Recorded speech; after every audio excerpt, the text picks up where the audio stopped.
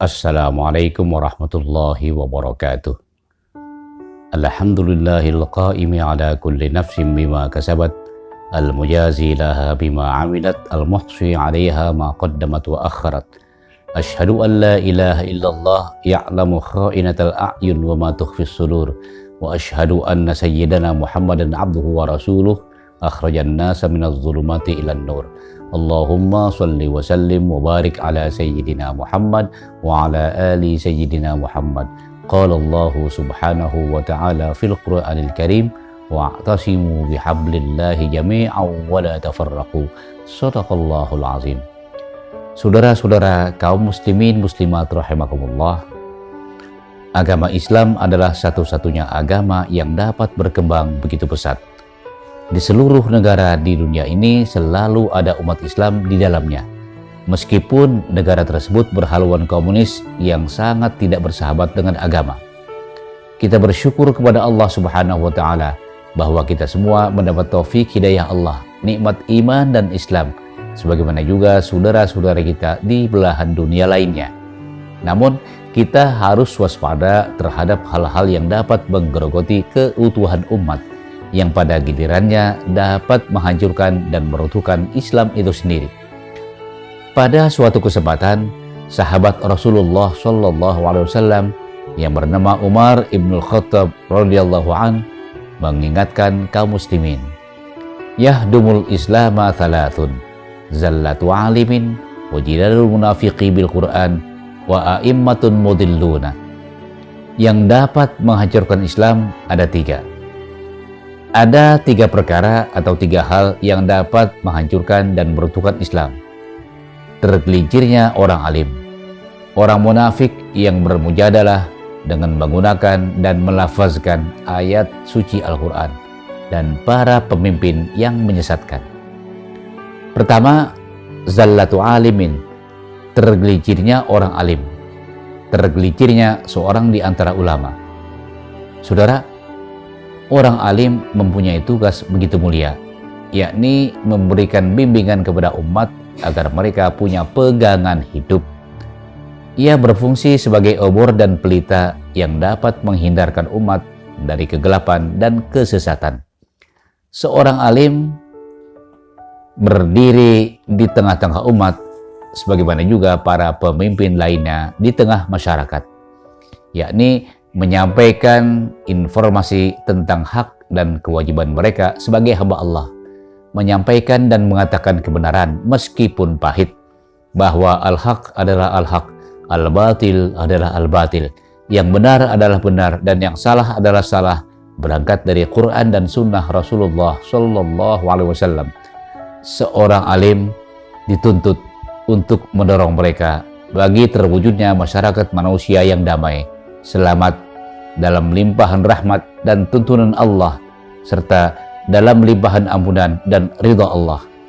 Seorang alim dituntut untuk senantiasa mengingatkan mereka akan bahaya perpecahan umat yang akan melanda jika tidak hati-hati, untuk selalu merapatkan shaf atau barisan agar tidak diporak-porandakan oleh musuh yang tidak senang melihat umat bersatu. Betapa berat tugas yang diemban oleh seorang alim, namun betapa mulia beban yang ada di pundaknya. Akan tetapi, jika salah langkah, salah tindak, salah jalan, tergelincir dari jalur dan jalan kebenaran, sehingga yang hak dikatakan batil, yang batil dikatakan hak, yang baik dibilang buruk, yang buruk dibilang baik, yang benar dikatakan salah, yang salah dikatakan benar, yang halal dibilang haram, dan yang haram dibilang halal. Niscaya semua itu dapat merugikan Islam dan umatnya.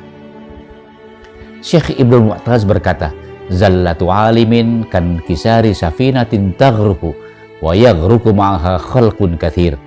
Tergelincirnya seorang alim bagaikan pecahnya sebuah kapal yang tenggelam. Si alim itu sendiri tenggelam, dan ikut tenggelam pula orang banyak, para pengikut, jamaah, umat bersama-sama dengan si alim. Terlebih lagi, jika si alim sudah tidak mau memperhatikan dan tidak mau memperdulikan umat Islam, di ketika mereka amat sangat haus dan dahaga, serta rindu kepada nasihat, bimbingan, dan fatwa si alim, seraya mendambakan sikapnya yang istiqomah dalam moral, juga keberpihakan, pembelaan, dan perjuangan terhadap Islam dan umatnya. Malah si alim justru bermesraan dengan mereka-mereka yang sinis dan anti terhadap Islam dan umatnya demi pamor murahan dan ATM fantastis yang menggiurkan.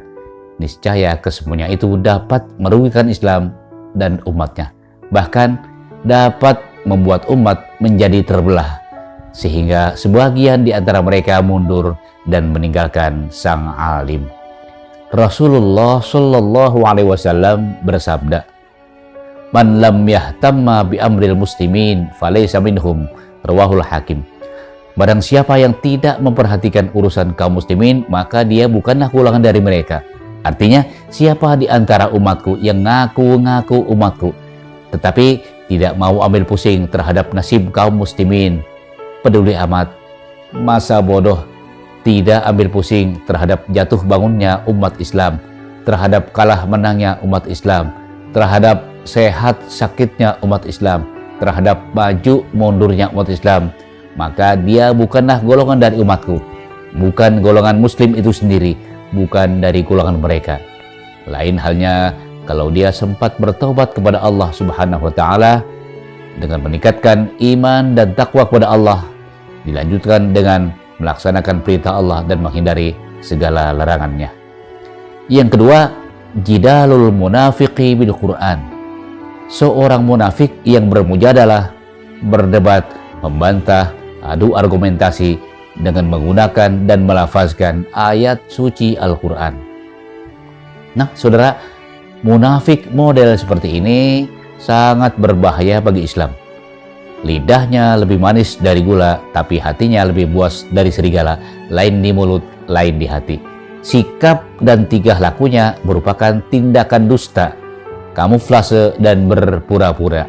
Mulut dan lidahnya berkata benar, namun hanya sebagai lipstik belaka, hanya sebagai hiasan bibir dan bermanis mulut semata, karena hatinya menolak apa-apa yang diucapkan oleh lidahnya.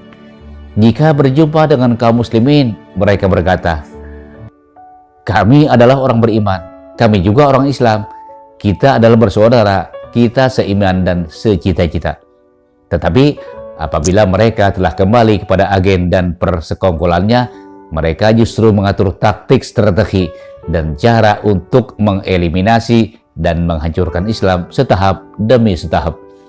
Kalau toh mereka suka dan sering menggunakan serta melafazkan ayat suci Al-Quran, itu pun hanya sekedar untuk mencari perhatian dan simpati kaum muslimin, untuk kemudian memberikan dan menanamkan sebuah keraguan-raguan kepada mereka, sambil membelokkan dan menjungkir balikan makna, tafsir, dan tujuan dari ayat yang sebenarnya, semata-mata hanya untuk memuaskan hati orang kafir, merendahkan kaum muslimin demi popularitas rendahan, kepentingan terpendam, dan target-target pribadi.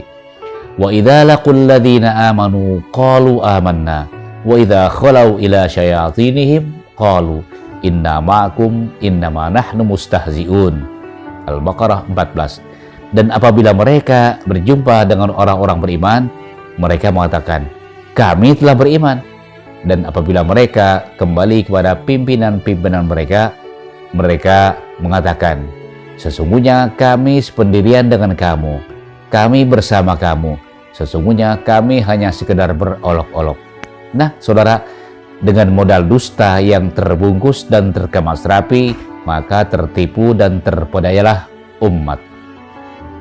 Yang ketiga, a'immatun mudilluna, para pemimpin yang menyesatkan.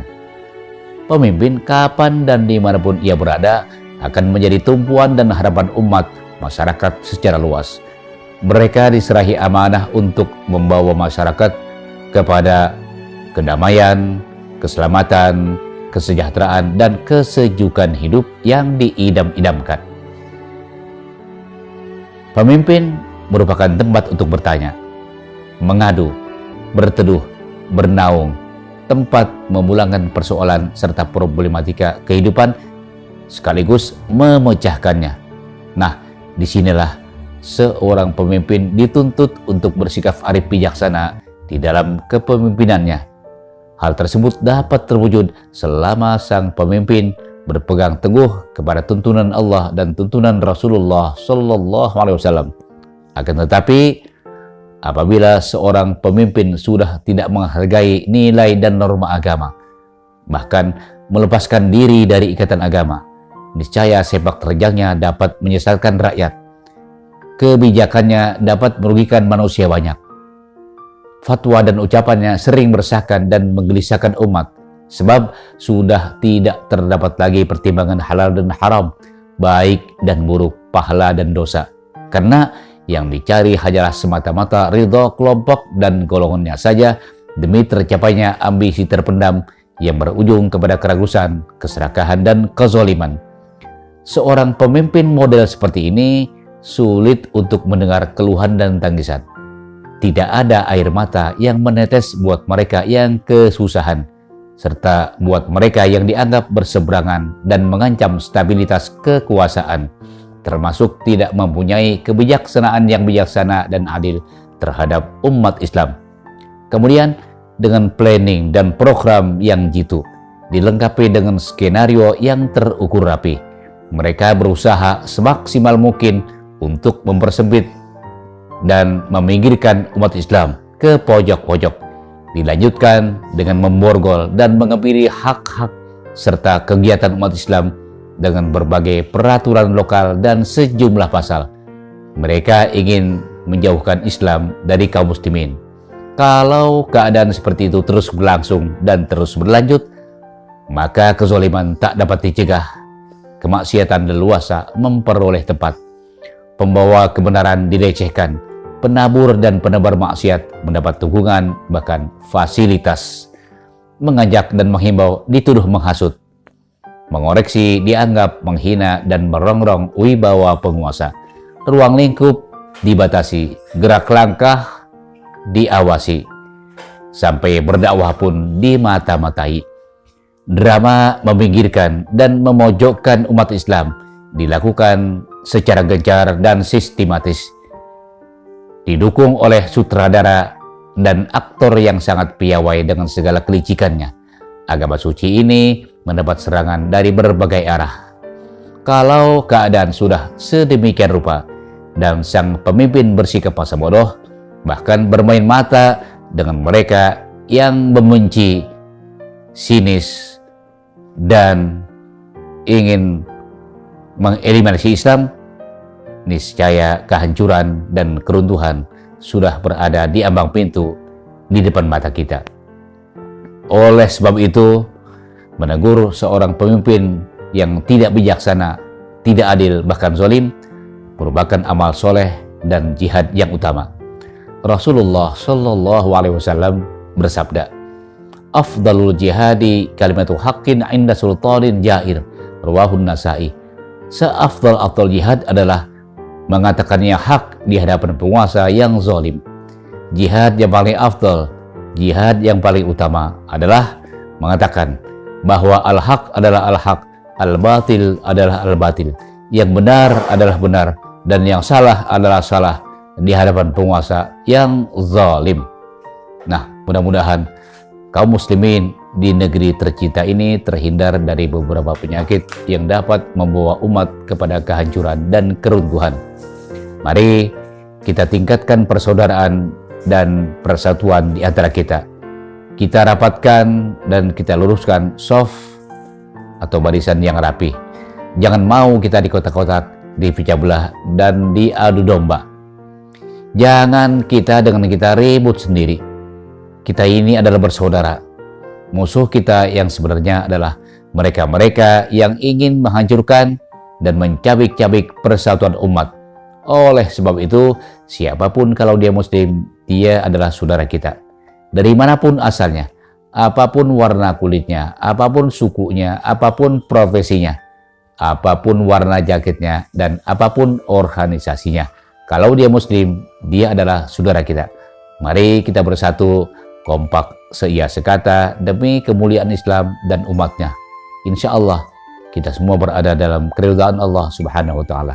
Mari kita tingkatkan iman dan takwa kepada Allah Subhanahu wa Ta'ala. Insya Allah kita semua menjadi hamba-hamba Allah yang bahagia dan selamat, baik dunia maupun akhirat. Nah saudara, hanya ini yang dapat saya sampaikan. Mohon maaf atas segala kekurangan. Wallahul muwaffiq ila sawa'is sabil. Assalamualaikum warahmatullahi wabarakatuh.